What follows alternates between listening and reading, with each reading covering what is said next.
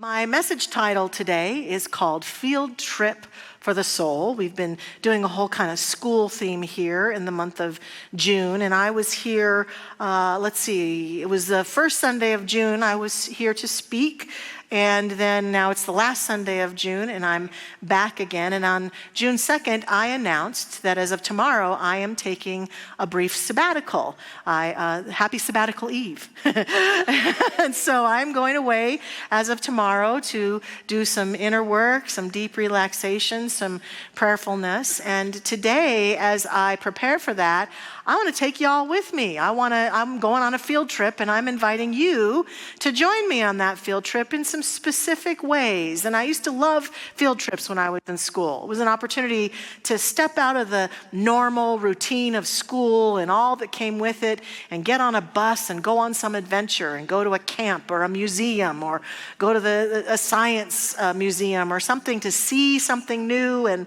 learn something new and deepen. And I feel like life is beckoning to us. When I think about this, I think that I want to remind us that life is always beckoning to us. It seems to me that what happens here on this planet is that we all get born into these families of origins that often start out right away presenting us with opportunities for what it means to be human, and it can be challenging and loving and joyful and fun and impactful in all sorts of ways. And we get born and have spiritual amnesia. We forget who we really are.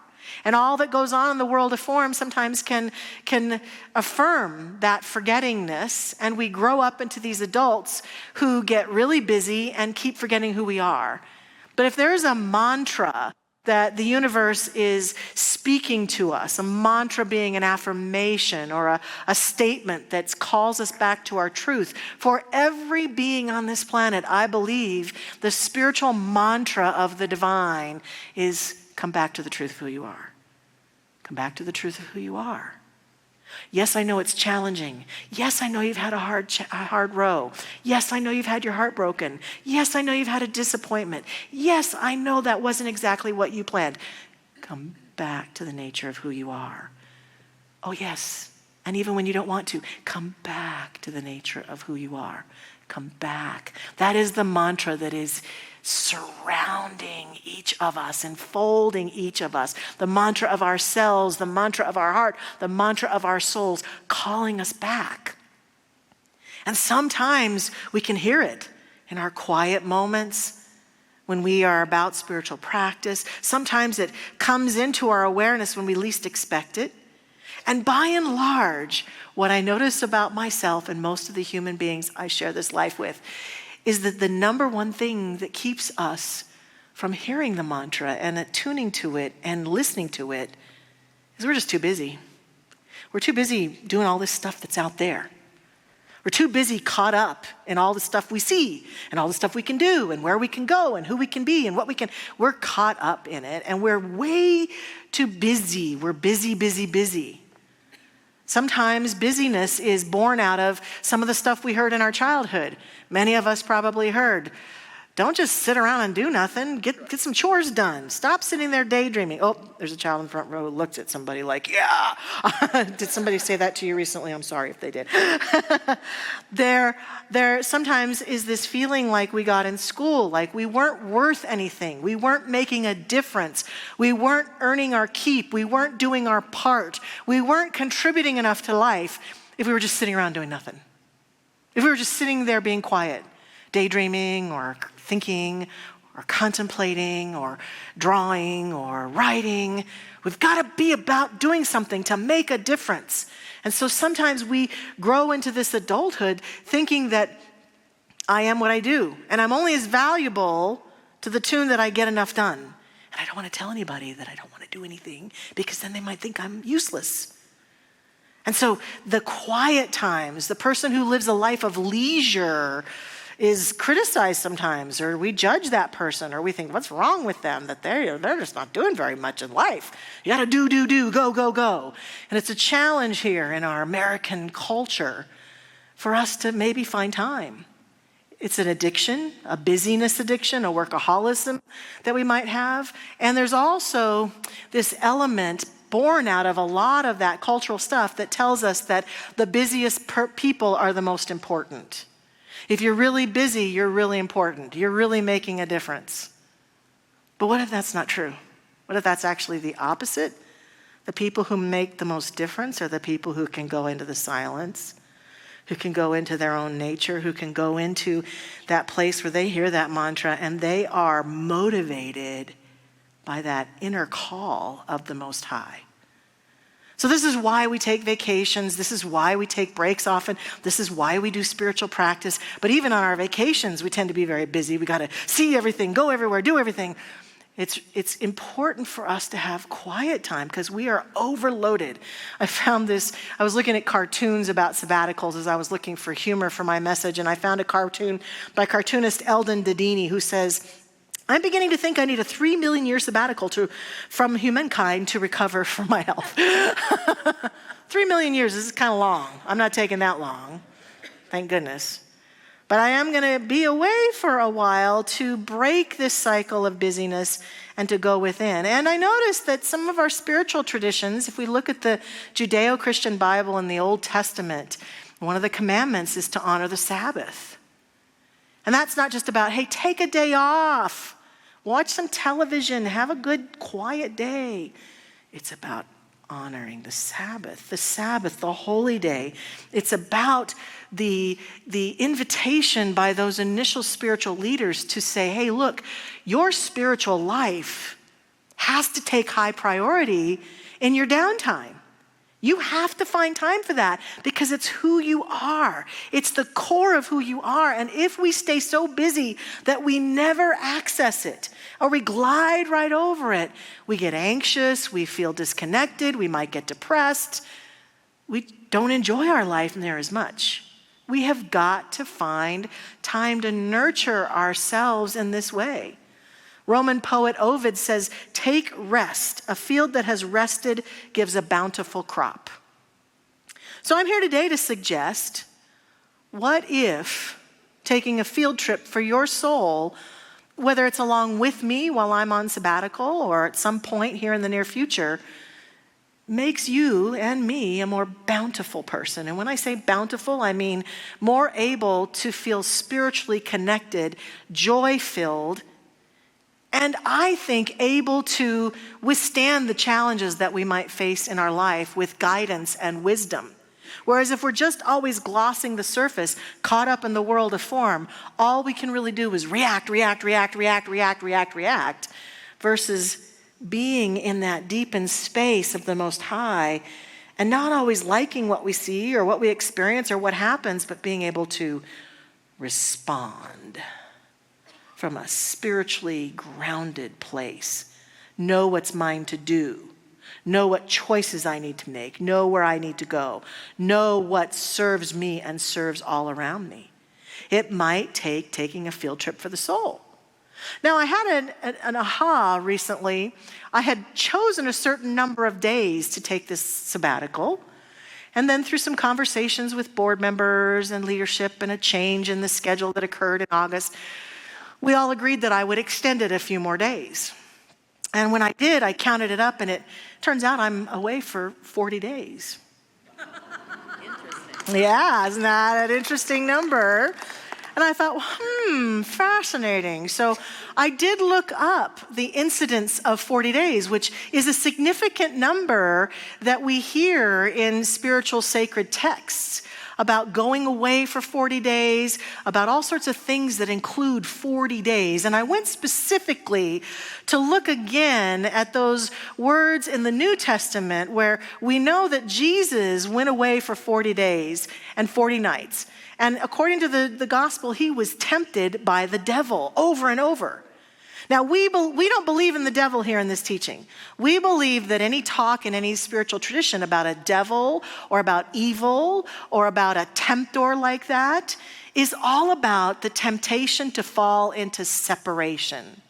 That evil or that people do things out of their belief in separation that are not the most productive in human life. because they've forgotten who they are, they've forgotten the truth about themselves, they've forgotten the truth about them. And I also believe that this world of form that seduces us so much into thinking, if I'm not out there doing everything as fast as I can, I'm missing the boat, I'm not doing it right. It is a tempter for each one of us. So these verses are very significant. The first part that I noticed is that it's math. I like the Oxford Bible, by the way. There's lots of versions of the Judeo-Christian Bible, in case you weren't aware of that. The King James and the Lamsa Bible. I like the Oxford Bible. And this happens, these passages occur in Matthew in chapter 4, and they're verses 1 through 11. But right before that, what I had forgotten is that Jesus has just been baptized by John the Baptist. He's just gone down to the river, and John has baptized him. And in these passages, right before he goes away for his 40 days, it says the last lines, and when Jesus was baptized, he went up immediately from the water, and behold, the heavens were opened, and he saw the Spirit of God descending like a dove and alighting on him. And lo, a voice from heaven saying, "This is my beloved Son, in whom I am well pleased." That must have felt great, don't you think? I mean, geez. That must have felt really good. But then, right after that, it says, then Jesus was led up by the Spirit into the wilderness to be tempted by the devil. What a bait and switch, right?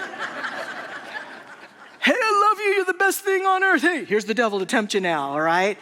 That kind of surprised me. I hadn't ever really put that together so clearly. And it says that he fasted for 40 days and 40 nights. I'm not doing that. No.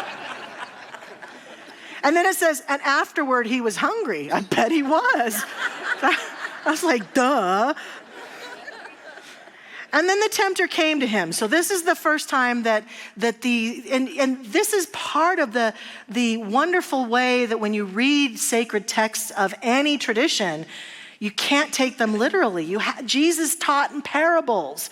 Much of what he taught was not meant to be taken literally. And much of what we read in these passages, most of it actually, is meant to be a metaphor for the soul, to look deeper into the words and images. So here's his first temptation, according to the writer of this gospel.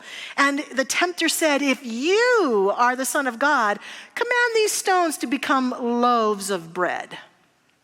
So in other words, if you're so special, do some of your magic stuff you do. That'd be like you coming to me saying, okay, Michelle, if you're so magical, do a prayer and heal me right now. Show me, prove it. And Jesus answers the tempter by saying, it is written, man shall not live by bread alone, but by every word that proceeds from the mouth of God. And so he says, I'm not being tempted by this, the word of God. I am the word of God. I'm not being tempted. So then the tempter says, then the devil took him to a holy city and he put him on the pinnacle of the temple, way up high. And he says, if you're the Son of God, throw yourself down. For it is written, he, meaning God, will give his angels charge of you. In other words, throw yourself off this high place. If you're really the Son of God, God will save you. Haven't we felt that before? That feeling of like, if God loved me, why did this bad thing happen to me? If God loves me, why did I get thrown off the temple? Why did my heart get broken? Why did things not work out for me? I thought God loved me, but I'm feeling all this pain. And Jesus answers very similarly again. He says, he says, on their hands they will bear you up.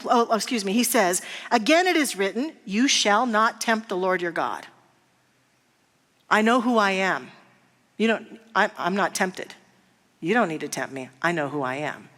And lastly, the devil took him to a high mountain and showed him all the kingdoms of the world and the glory of them. And he says, all of this I will give to you if you will fall down and worship me. Another, I'll give you power if you will just worship separation, if you will worship evil, if you will worship darkness. And then Jesus says to him, begone, Satan, which you've heard before. Some of you probably said it before. Begone, Satan! For it is written, you shall worship the Lord your God, and him only shall you serve. Then the devil left him, and behold, angels came and ministered to him. He met the challenge. And here's what I know. Every time I have stepped into a time of silence, a time of spiritual work, a time of working on myself, the temptations are huge. The last time I went on a spiritual quiet time like this, it was here in town, and I kept feeling the urge to call my husband to say, let's just go have dinner. Let's go to a restaurant. Let's go do something fun. And I had to just keep breathing and remind myself over and over again, I'm here to hear that mantra of the divine as me. The temptations, I'm a social being. I love being with people. And I went away and removed myself from the people that I love.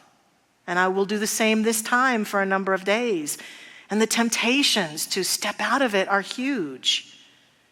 And so I'm seeing this as a field trip for my own soul and an opportunity to know that I can meet these temptations by just going back to center, hearing it again and again as these passages teach us. And as I was contemplating this, I remembered a time years ago where I was blessed to be able to work with a man named Stuart Wilde, who came to speak here at Mile High Church. He was an author and a speaker, a very compelling man, and he would do workshops around town that were not connected to Mile High, but because I knew him and he knew me and some of the people who volunteered, I got to work his events, and so I got to attend his workshops. And at one point, he proposed something that I did in my own way that is born out of what I'm inviting you to join me to do today. Because right now you might be thinking, I'm not in a profession that gives me an opportunity to take a sabbatical. I can't do that. I can barely even get my vacation in, for gosh sakes. How am I ever going to do a sabbatical? And that's where I was in my early 20s. I was working here at Mile High Church on staff. I was going to college. I was going to school and working on getting my degree. And I was busy. But something about this invitation really called to me. And what Stuart really wanted people to do was to take 4 weeks and retreat from life like a sabbatical. And because I couldn't do it, I thought a lot about it and I came up with my own thing. And that's my invitation to us today. No matter how busy you think you are, no matter how impossible it might be, I'm inviting you on a field trip for your soul. And I'm telling you right now, you're going to meet the temptations that will keep you out of it. The temptations that say, I can't do this. This is too much. I can't possibly. But I believe it's well worth it. Because what happened in the experience of Jesus, what happens to many people who go away temporarily, is that deepened walk in their divine nature. And so I did 4 weeks, and you could do 4 weeks, 4 7-day sections, or 10 days at a time, and you could do them separately or connected. The point is intentionality. It's the intention to step back from life and really have quiet time. So what I did those many years ago is I told my family and friends, I am taking a month, and during any time that I am free from my job, I am dedicating it to my own spiritual work, to my own deepening. I'm not going to go out with my friends. I'm not going to go hang out and do things. I'm going to just go to work and go home. My mother was not particularly happy. She didn't really want me to do it because we're close and we were connected as we are now. But it meant I said, no, I'm going to be completely away for this time. And then I dedicated those chunks of time with clear intention, as Stuart suggested. So the first week that I went away, I dedicated it to my mental focus. And by that, I think we have to start with our mental atmosphere. This honestly is not the order that Stuart suggested it. But in my years of doing it, I think that this is really the best order. It's about mental focus. It's about looking at what I'm thinking. I carried around a piece of paper with me at that time, and I wrote down every negative thought that I had throughout the day. About myself, about anybody, about life. I wrote it down. And then at night when I go home or on the weekends, I spent time flipping those negative thoughts, saying, what would I rather think? What would I rather my mental atmosphere be? So that I could begin to contemplate and have new ideas. during that time, the reason I think that we should start with the mental is that I set intentions for myself. What is it that I really want to get out of this time? A deeper walk with the divine, a deeper sense of myself as an expression of God and love and joy, a sense of connectedness with my deepest self. What is it that I want to get out of this? So I spent time contemplating that. And then every day I read spiritual stuff. I withdrew from the world of movies and television and news. I did not do any of that, and I won't do that this time either. Back then, this was the ancient days when there was no cell phones or this thing called the interweb, right, Wick? There was no interweb. And so I didn't have to deal with that, but this time I'm going to deal with that by putting my phone on airplane mode, by having the discipline to lock it away and not look at it, just to be disconnected. So being disconnected and attuning to my own mental atmosphere became the first chunk of time that I spent and got myself connected to intentionality. Then the next week, I did physical focus.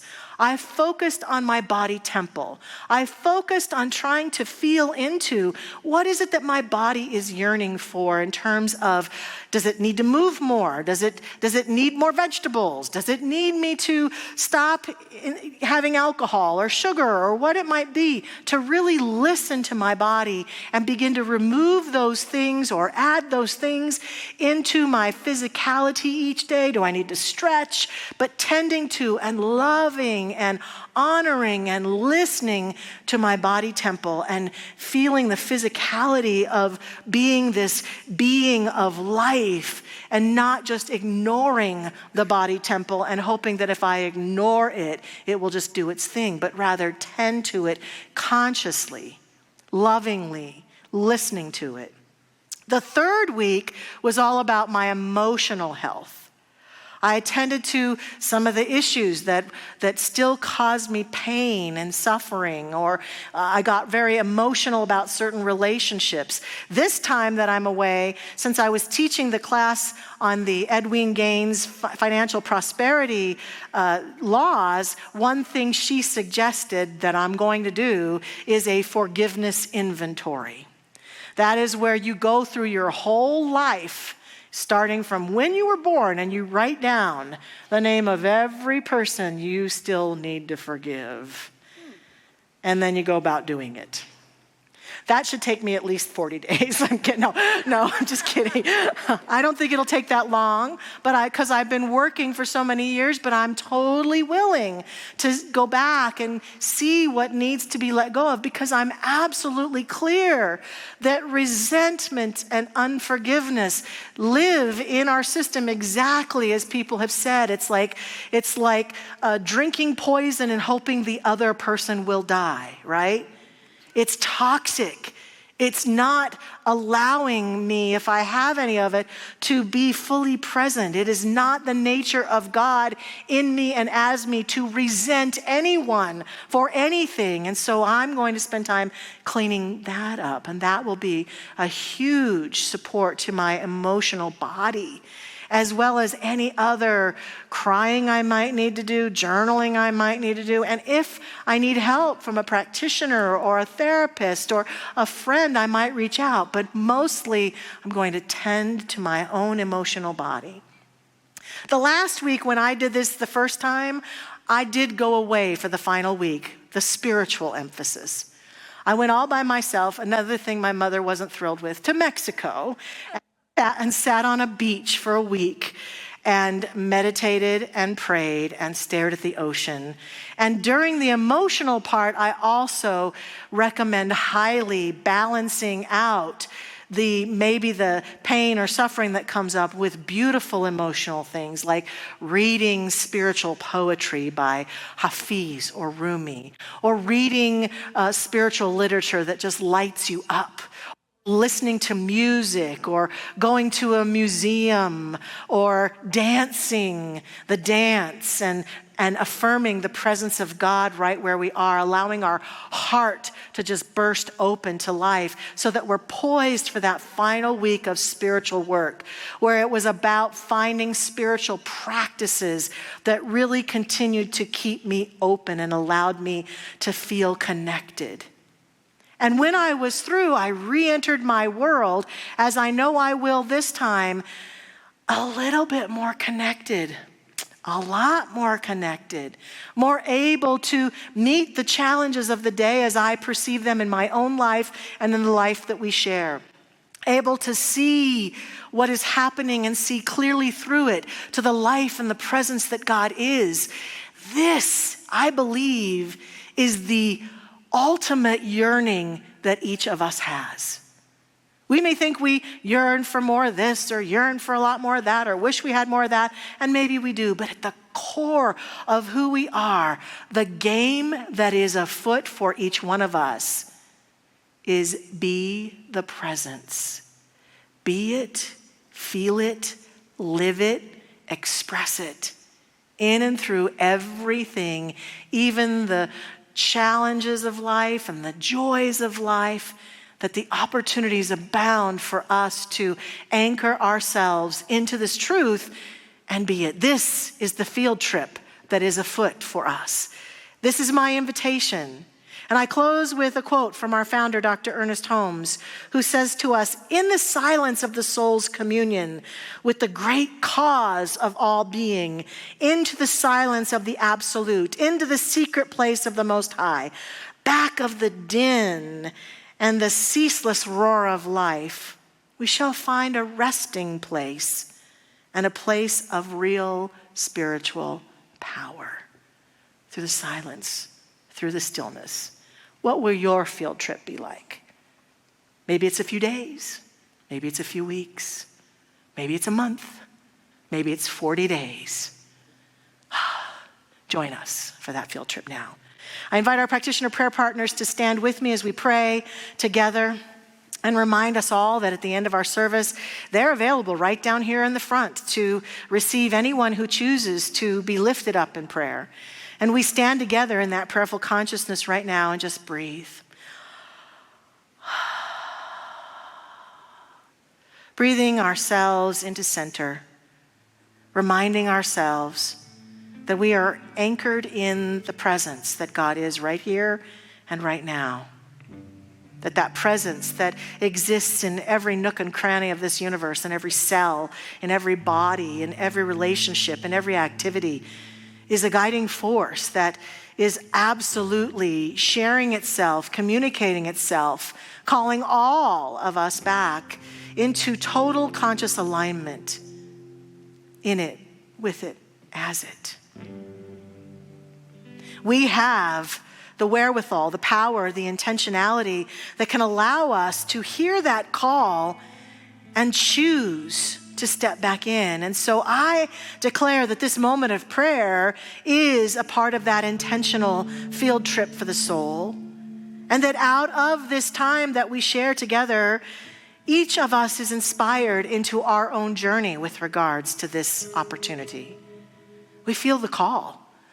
We feel the pull. It's like a magnet that is pulling on us. Oh, my beloved, return to that secret place of the Most High. Maybe you forgot. Maybe you got too busy. No matter what, this voice, this love, this light is always beckoning us. And we hear that call this day. We hear it clearly. And out of that hearing, I accept and affirm that what is emerging now for each one of us is a clear path for our own journey that allows us to embrace that profound quietude that reminds us of who we are. We can let go of the shore. We can recognize that wherever we are, God is. We can step into that holy, sacred place. We can lead ourselves back to the truth that unites us all. And we do. We do. I give thanks that each one of us does this in our own way, that each one of us tends to our soul this way, that each one of us is about this beautiful, beautiful journey. Together, we take a stand for God, for life, for the love that lives in us now. I release this prayer with great love and light, knowing that as I do, all that I've spoken is done, and I let it go and I let it be. And so it is. Amen.